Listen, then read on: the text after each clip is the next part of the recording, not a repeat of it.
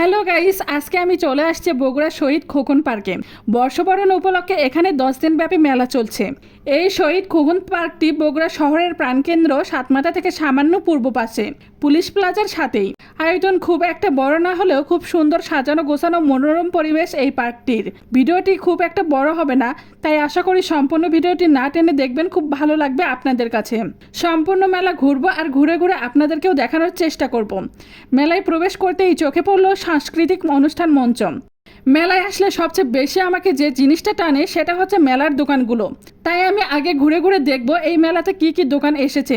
মঞ্চের সামনে অনেক দর্শক থাকলেও দোকানগুলোতে খুব একটা ভিড় নেই বললেই চলে। চশমার দোকান, কসমেটিকের দোকান আর তার পাশেই রয়েছে ফুচকার দোকান। মেলা চলবে আর ফুচকার দোকান থাকবে না, এটা তো কল্পনাই করা যায় না। দিন দিন বাঙালিদের কাছে ফুচকা জনপ্রিয় খাবার হয়ে উঠছে।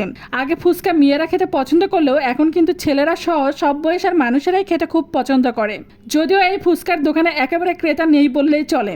পাশে একটা ছোট্ট নাগরদোলায় ছোট ছোট ছেলে মেয়ে সহ তাদের বাবা মারাও দোল খাচ্ছে। আর আমার একমাত্র কাজ হচ্ছে মেলায় ঘুরতে এসে এই নাগরদোলাগুলো চেয়ে চেয়ে দেখা, কারণ নাগরদোলায় ওঠার মতন সাহস আমার নেই। যতই বিকেল গড়িয়ে আসছে ততই মেলায় দর্শনার্থীর সংখ্যা ধীরে ধীরে বেড়েই চলছে।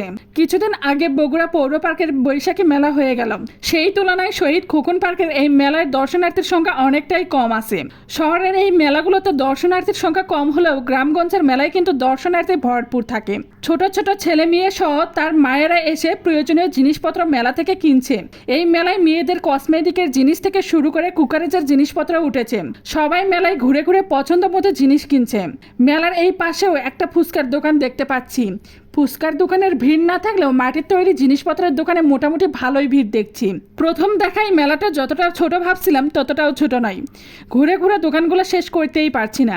কত সুন্দর সুন্দর মেয়েদের ভ্যানিটি ব্যাগ, পার্স দেখা যাচ্ছে, তবে ক্রেতা নেই বললেই চলে। একরকম দোকানিরা অবকাশ সময় কাটাচ্ছে। মেলায় আসলে প্রত্যেকেরই উচিত কম বেশি কিছু না কিছু কেনাকাটা করা, কারণ প্রত্যেক দোকানিরা এই আশাতেই মেলায় এসেছে দূর দূরান্ত থেকে।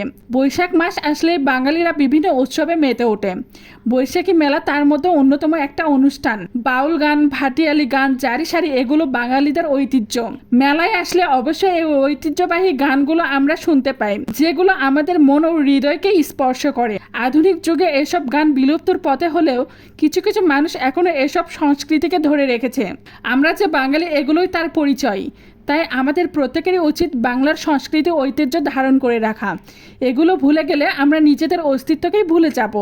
আমার এই ভিডিওটি বেশ কিছুদিন আগের করা, সময় ও সুযোগের অভাবে ভিডিওটি আপলোড করা হয়নি। কোনো জায়গায় মেলার কথা শুনলেই আমার মনের ভিতরে আকুপাকু করে যাওয়ার জন্য।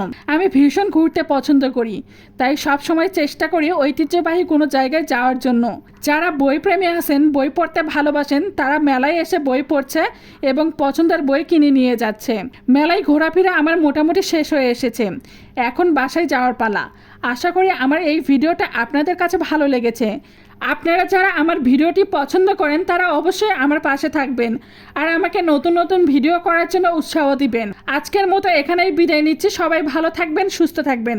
আবারও দেখা হবে নতুন কোনো ভিডিওতে, নতুন কোনো জায়গায়। Thank you so much for watching my video.